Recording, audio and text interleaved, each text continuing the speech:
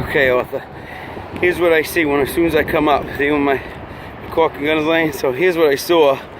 He replaced that one shingle there. He's got tar all over that chimney there.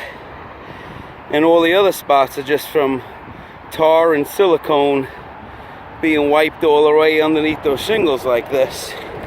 Okay, so the way he tarred this chimney, look at that. It just bled away from whatever he did. It's still soft, and its water's gonna leak right in there anyway. So that didn't help much.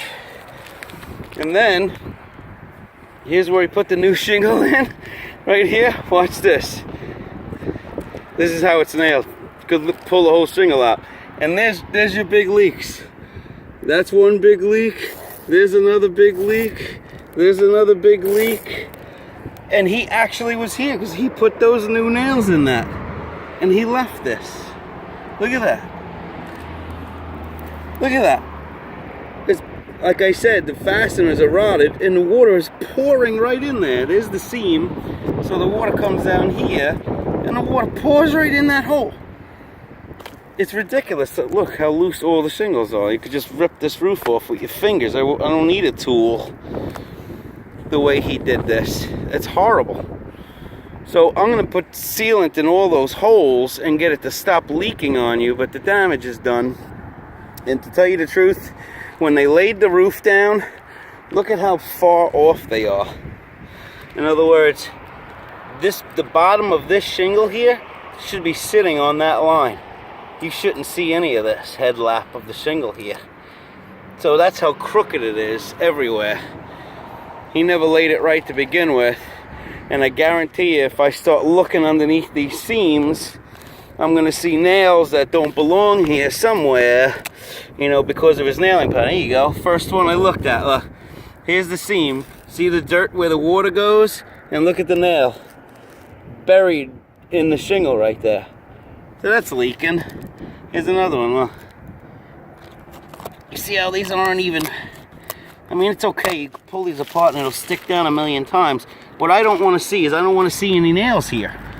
Because if the water obviously is coming underneath this shingle. So it's about the top of this shingle is under here. And that's what keeps the water out. So obviously you don't put any nails in this vicinity because the water's going to come in and triangulate and find them. So that when I go look at a bad laid roof, you know, I want to see where these nails are. Look, he's got it right in the middle. That nail should be an inch from that edge, like the other one is, even though that one's blown through too. But there shouldn't be any nails anywhere, any of these seams here that I lift up. Because if I find nails in the seams, it's going to leak. You know, and that's what we do. That's how we find if it's a badly laid roof, which you can obviously see it is. Most of these nails are okay. And then you come over here and you find, like I said, all the nail holes are underneath here. And they're all rotted because they're all getting wet under there. That's no good. Can't have nails on it. Look, he's going to put ice and water shield up underneath it like that. Oh my God. Look at this. This is his nail. The guy that came here to do this repair, that's his nail right there. That's brand new, right? See it sticking out? Look what it did. It went right through the roof here, and now that's leaking. And then right next to a hole he never sealed up. Look at that. Look how horrible this is. This repair. Unbelievable. And this is somebody that was, I hope he wasn't licensed. Oh my God, look at this. Look at what these people do. And this is the roofers, you know, that I got to go against every day. That most of the public thinks that all roofers are created equal. And they absolutely are not. And it's a shame because if you look at the roof, it looks like it's got plenty of life left to it. But the fact is that it was applicated with ignorance. And if you applicate a roof with ignorance, it's the same thing as you going out and buying a brand new car. Doesn't mean you know how to drive at all, just because you drive a new car. So just because you got a nice looking roof, doesn't mean that it's not leaking and you don't have problems. Look, See, the nail is rusted already because it's getting wet because it's too close to these seams. So is that one. They're too close to the seams. I don't like anything I see, you know. Look, here's one right in it. See? Right in the seam. Right where it don't belong. Again, look how high he nailed this. The nail is supposed to be in this spot, you know. That's why you could take all these shingles and lift them up. Look. That's why you could lift all these shingles up. And I could do that with my thumb, you see that? They're supposed to be 130 mile-an-hour shingles, so how come I could lift them right up with my thumb? You know, that's not right. And it's a darn shame, because it's a nice looking roof. It was a good roof, Tamco Heritage, you know, in the color of Oxford gray. But you got the same thing all around. In fact, while I got the video going, I'll show you when I crawl down here. Here. I'll crawl down over here. And I'll show you what I was talking about before. About him not using the starter course here on the bottom. Look. Remember when I was pulling up the shingles where the shingles meet? Look. Look when I look under there. What do you see? That's the old roof. That's the old roof. There's no starter. The starter course belongs here to offset this seam. Just like it's offset everywhere else on the shingle. When you lift it up, there's a shingle under it, right here. So there's supposed to be a shingle under this too, but it's not supposed to be the original roof. So we skipped out on that. And then when you come over here, I noticed just by walking around what the gentleman did with the shingles. Look. See? Remember I told you he negated the flashing? Look, that's the old roof underneath the flashing there. And the nail going right through that.